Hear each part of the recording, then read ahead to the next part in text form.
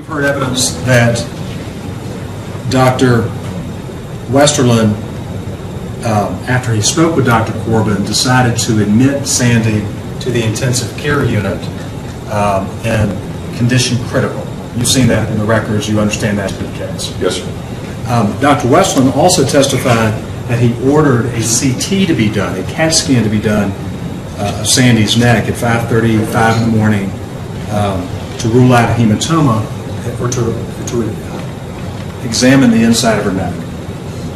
You understand? You aware of that? Yes.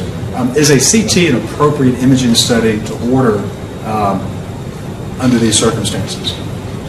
Well, I think it's okay to order a CAT scan as long as she's on her way to the operating room. Tell us what you mean. Well, if it's going to take half an hour, 45 minutes to get her through CT, and you've got to wait for anesthesia and the OR to mobilize, and you perceive that that's going to take longer, an hour and 15 minutes, an hour and a half, then it's fair to go to CT scan.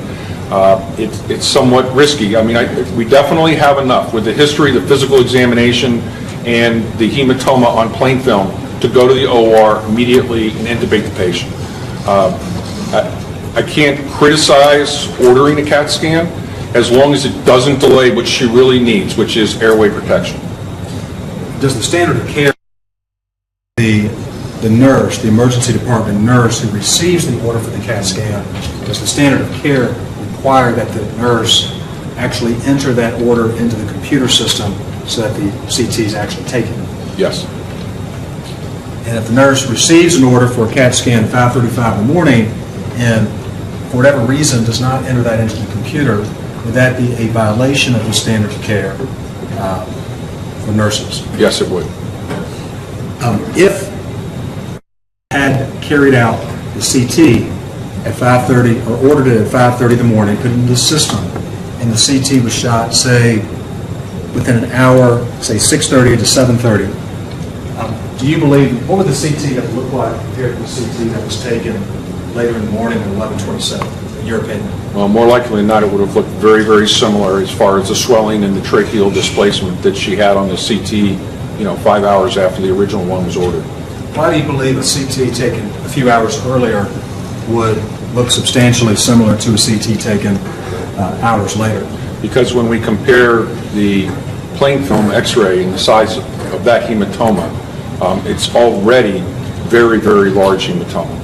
And so the CAT scan showed that at the later CAT scan. So the x-ray was done at like 3 in the morning. So it's more likely than not it would have been very similar in size, the hematoma.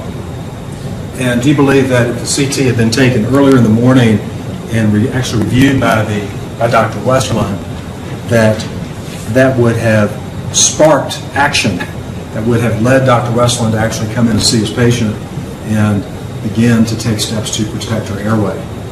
Yes, I think besides the information that he already had, the CT scan should have made a reasonable and prudent surgeon go ahead and further evaluate this and protect her airway. Now, in your opinion, did Dr. Westerlund says he came into the hospital sometime around 8:15 to 8:30, and he says that he reviewed the x-rays in front of us here. We've heard testimony from the audit trail medical records expert, the employee of St. Francis, that the audit trail doesn't reflect that. The audit trail shows that Dr. Westerlund did not look at the x-rays as he claims. And you understand that, don't you? Yes, I do. Do you believe the standard of care required Dr. Westerlund, when he came to the hospital or from home, if he has access to it through his computer system, do you think the standard of care requires Dr. Westerlund to actually review the plain film x-rays that were taken in the ER? Yes. And tell us why you believe that. Well, because that's the evidence that he needs, in addition to the history and physical exam, to act properly and protect the airway. Is it a violation of the standard of care if Dr. Westerlund, for whatever reason, chose not to go into the computer system and look at the x-rays of his neck in the emergency room? Yes, it is. And do you believe that violation of the standard of care caused or contributed to Sandy's outcome, ultimate outcome? Yes, I do.